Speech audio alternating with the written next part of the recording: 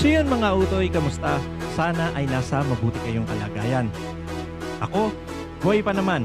Matagal-tagal din tayong hindi nagkita kasi ay maraming nangyari sa buhay ko. Kaya naman hindi ko maasikaso ang channel. Sasabihin ko rin naman lahat ng yan sa susunod ko pang video. Itong content na ito ay para sa pangangamusta lang at muling paghikayat sa inyo sa mga interesanteng paksa sa mundo ng anime. Kaya naman, binubuksan ko ang comment section para sa inyong mga katanungan. Kaya kung meron kayong tanong, edi mag-comment lang. Malay nyo, ay mapili ko ang inyong mensahe para ma-feature sa susunod ko pang video. O siya, hanggang dito na lang muna.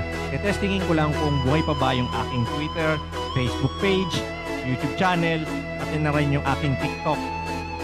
Check nyo ha. O siya, hanggang dito na lang muna. Muli, ito po ang inyong Kuya Utoy. Palagi tayong manood ng anime. Palaganapin natin ang anime culture. Hanggang sa muli. Bye!